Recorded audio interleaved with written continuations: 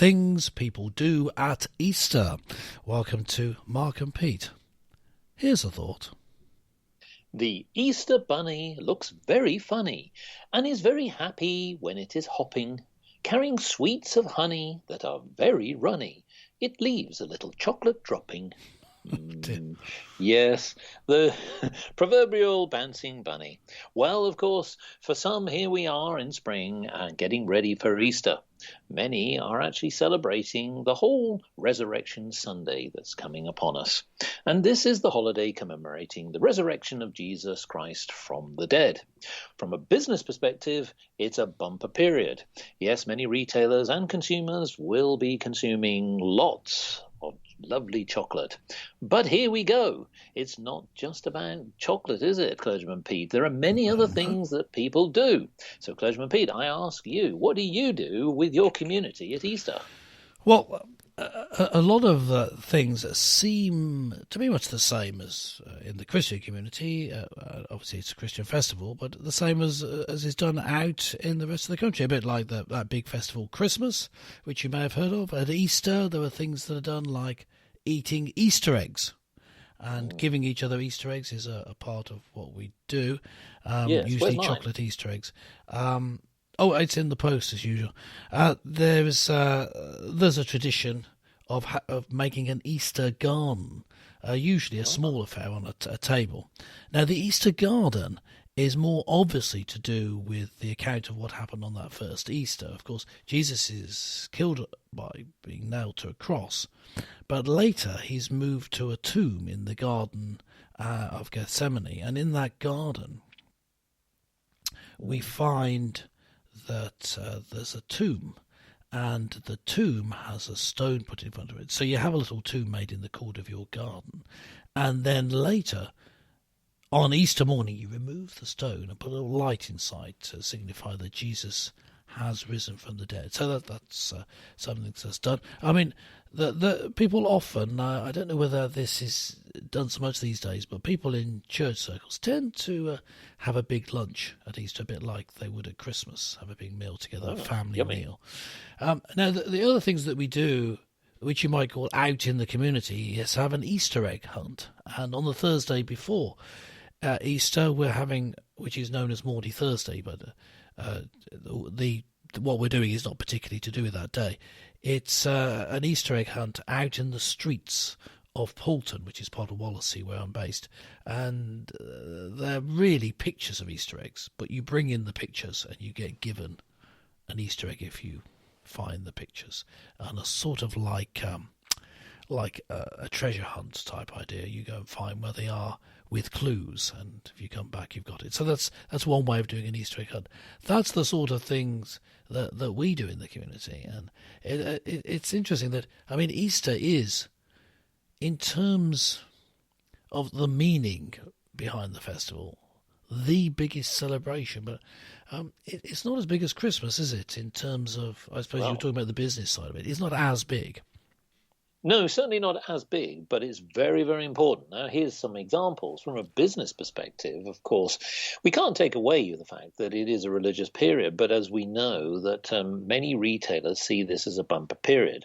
Now, in America, for example, the National Retail Federation have declared that typically this period will generate around $20 billion US. That's a lot of money. And the average spend by an individual is just over $150 US. So essentially, really, businesses are really targeting you to look at those chocolate eggs, Easter bunnies, and many other things that you can buy from merchandising as well as confectionery. But it's also not just about those things. They also get involved in lots of things such as competitions and promotions and things like that. And what I think is interesting is that many people, and this is where I would say from a business perspective, are really sort of gearing up both in the retail, that's the bricks and mortar side, where you walk down the street, you go into the store, you experience the whole ambience, and you smell the chocolate. Yes, please do. But it's also online as well. Many businesses, and more businesses, in fact, are starting to see this particular period as a great way to sell you things. So, I'm sort of caught between a rock and a hard place here, Clergyman Pete, because I do see it as being an important religious period, as you say, but at the same time, I can't get away from the fact that businesses really need this period to survive. You mentioned about Christmas. Absolutely, that's really a mainstay of many retailers' livelihoods, but retail is so crucial at this Easter period. And here's the other thing as well, what people do. When it comes to this time of year, people take holidays. Schools are off, and so people are actually traveling. So from a business perspective, this is a great way to start spending your bucks going somewhere that you enjoy. So, Cleveland Pete, I ask you, typically do you tend to go away or do you tend to stay local?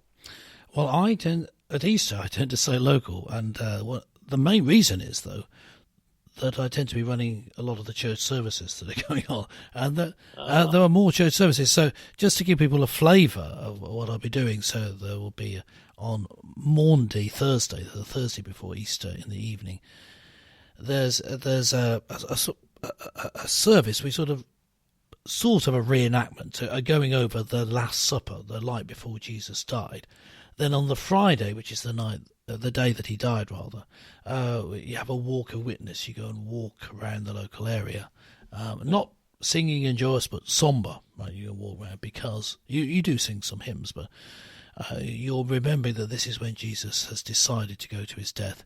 In the afternoon, between 2 and 3 p.m., we have a sort of quiet, reflective time in the churches. Remember the last hour of Jesus's earthly life. It died at 3 p.m. And then you remember that, in fact, that Jesus spent that time between Friday and Sunday dead or down in the depths of hell, releasing the souls captured, however you want to look at it. Yes. It's described in different ways in the scripture.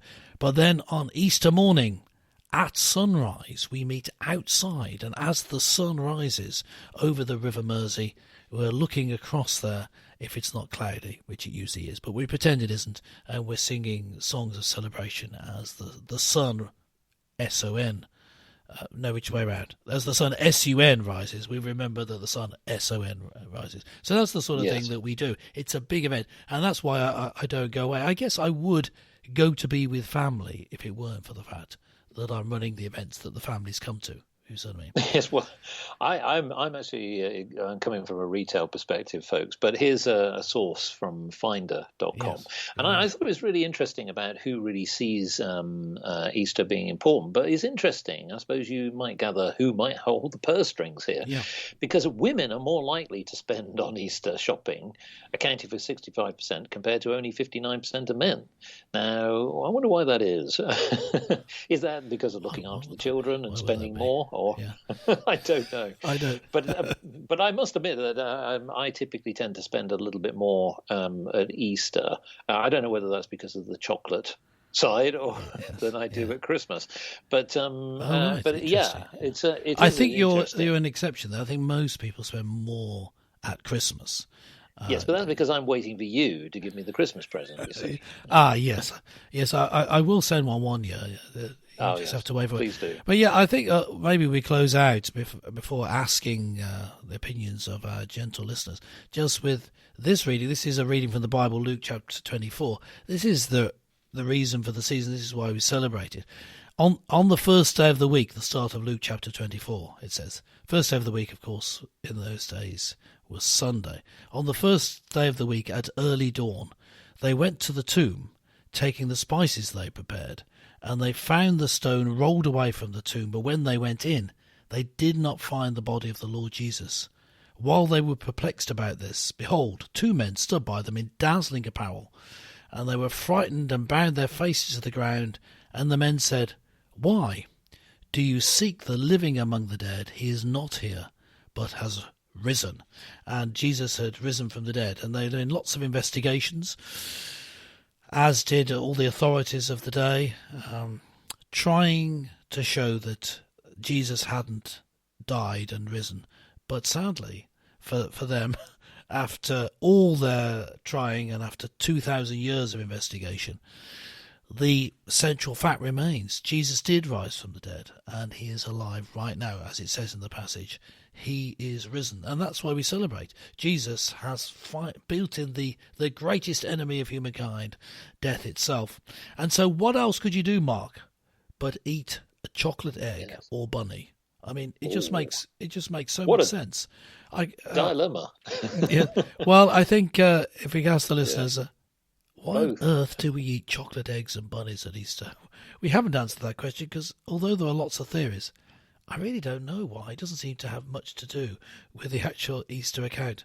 But let us know. You go to markandpete.com, and when you get there, you just make sure that you're subscribed, and then you can leave a comment on this and every episode. But from Mark and myself, it's goodbye for now, and happy Easter.